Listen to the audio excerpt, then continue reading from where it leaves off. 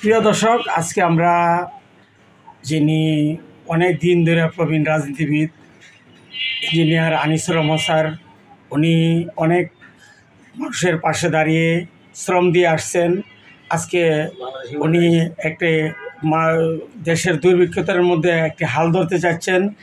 এটা উত্তরা যে আসনটি আছে 18 আসন, এটার উনি এমপির নির্বাচন করবেন নাটোর 3 আসনে এবং নাটোর 3 আসনও উনি আশা ব্যক্ত করছে। আমরা তার দীর্ঘায়ু কামনা করব এবং তার একটি বক্তব্য নিব। তার আসলে জনগণের জন্য কী করবেন স্যার? আমি প্রকৌশলী মোহাম্মদ আনিসুর রহমান, নাটোর সিংড়া উপজেলায় বাড়ি, তবে উত্তরায় একটা গরিবালয় নির্মাণ করছি, এখানেই বসবাস করি। সরকারি চাকরি করতাম, 2005-এ অবসরে গেছি। শিক্ষা প্রকৌশল অধিদপ্তর, তথা ফ্যাসিলিটিস ডিপার্টমেন্ট, এখানে প্রকল্প পরিচালক হিসাবে, নির্বাহী প্রকৌশলী হিসাবে কাজকাম করছি। অনেক স্কুল কলেজের নির্মাণ করে দিছি। জনগণের খেদমত করার জন্য চেষ্টা করে যাচ্ছি। রাজনীতিবিদ হিসেবেও স্যার আমরা জানতে পারলাম আপনি একটি মানবাধিকার সংস্থা হিউম্যান রাইটস ফাউন্ডেশনের সাথে জড়িত আছেন, হিসাবে আছেন, সহসভাপতির দায়িত্বে রয়েছি। আমরা চেষ্টা করে যাচ্ছি মানুষের, জনগণের উপকার করার জন্য এবং তাদের পাশে থেকে তাদের সুখ দুঃখের কথা শোনা এবং সেটা দূর করার জন্য সচেষ্ট থাকি। আল্লাহ মঙ্গল করুক, আমাদের সহযোগিতা দান করুক, সেইভাবে সুস্বাস্থ্য দিক এবং আমরা যেন গরিবের জন্যে আমরা যেন কাজ করে যেতে পারি, সেই আশা পোষণ করছি। স্যার আপনি যদি 18 আসনে নির্বাচিত হন, তাহলে জনগণের জন্য আপনি কি কি করবেন? জনগণের মঙ্গলের জন্য যা দরকার হবে, সেটা সেই এলাকায় যে এলাকার প্রয়োজনে সেই এলাকার কি দরকার বা নিড, সেটা আমরা সশস্ত্রভাবে পরিচ্ছন্নভাবে চেষ্টা করব সেটা দূর করার। আপনি কি দুর্নীতিমুক্ত বাংলাদেশ চান? অবশ্যই আমরা দুর্নীতিমুক্ত বাংলাদেশ চাই এবং বাংলাদেশ সেইভাবে আগাচ্ছে বর্তমান সরকারের আন্ডারে।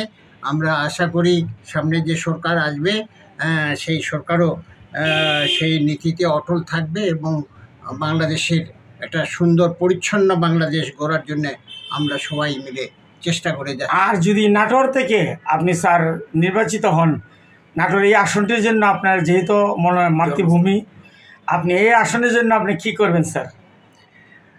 যাই হোক, সেটা এইটাই বলবো যে আল্লাহ মঙ্গল করুক। তবে জনগণের রাজনীতি একটু কঠিন জায়গা, এখানে খুব ভালো মানুষের জায়গা খুব কম আছে। তো যাই হোক, আমি সচেষ্ট থাকবো, জনগণের খেদমত করার জন্যে চেষ্টা করে যাচ্ছি এবং করতেছিও বটে। আশা করি জনগণ যদি আমাদের দিকে দৃষ্টি রাখেন এবং আমাদের যদি তাদের খাদেম হিসেবে তাদের কাজ করার যদি সুযোগ দেন, তাহলে আমরা সচেষ্ট থাকবো সেই এলাকার যা কিছু প্রয়োজন আছে, নিড আছে, সেটা দূর করার এবং সচেষ্ট থাকবো সর্বোত্তমভাবে মঙ্গল চাইব এলাকার এবং জনগণের। বাংলাদেশ হিউম্যান রাইটস ফাউন্ডেশনের পক্ষ থেকে আমরা সচেষ্ট থাকবো। আপনার শেষ ইচ্ছাটা কি? শেষ ইচ্ছা জনগণের খাদেম হিসেবে শেষ জীবনে কাজ করে যাওয়া। আরেকজন স্যার, আপনার ডান পাশে দেখলাম একজন বসে আছে, মানবতার ফিরেল। আমি তারে 10-12 বছর ধরে চিনি। আমি সদস্য হচ্ছে আগ্রহ প্রকাশ করছি। সে আমার ছোটো ভাই হিসাবে ডাকি, আমিও তার বড় ভাই হিসাবে ডাকি, যিনি DA পারভেজ, মানবতার ফেরিওয়ালা। ওনার ব্যাপারে একটু বলেন স্যার, আপনি বলেন। উনি সেক্রেটারি মহোদয়, উনি সর্বোচ্চভাবে কাজ করে যাচ্ছেন। সারাটা দিন রাত উনি পরিশ্রম করেন এই হিউম্যান রাইটস ফাউন্ডেশনের মঙ্গলের জন্য এবং চেষ্টা করে যাচ্ছেন জনগণের খাদেম হিসেবে কাজ করে যাওয়ার এবং করতেছেন আর কি। আমরা ওনাকে যতটা পারি সহযোগিতা করে যাচ্ছি। ধন্যবাদ স্যার। আমরা আজকে দুর্নীতি পত্রিকার পক্ষ থেকে আপনাকে শুভেচ্ছা।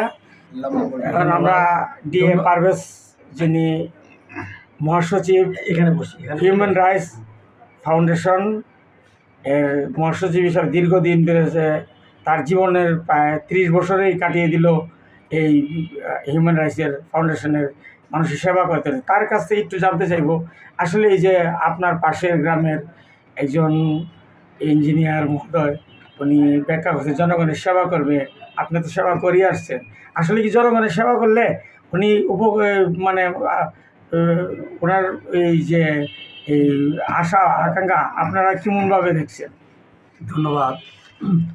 দুর্নীতিমুক্ত আপনাদের পত্রিকার কাছে আমি এটুকুই বলবো যে বাংলাদেশ হিউম্যান রাইটস ফাউন্ডেশন একটা অরাজনৈতিক অলাভজনক প্রতিষ্ঠান, সেবামূলক প্রতিষ্ঠান।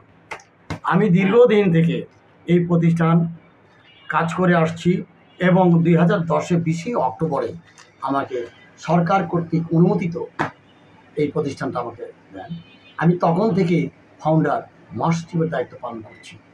আমার পাশাপাশি যারা আছেন এই ইঞ্জিনিয়ার প্রকৌশলী আনিসুর রহমান সাহেব অত্যন্ত দক্ষতার সাথে আমাকে অর্থ সাহায্য বুদ্ধি এবং এই যে অফিসটা দিয়েছে এটা ওনারই অবদান। শুধু এই নয়, উনি নাটোরেও আমাদের অফিস দিয়েছেন, ওখানেও ওনার এলাকায় অসহায় মানুষের জন্য এই যে স্বাস্থ্যসেবা, শিশুদের বই পুস্তক, শীতের সময় যে কম্বল, এগুলো বিতরণ করে আসছি।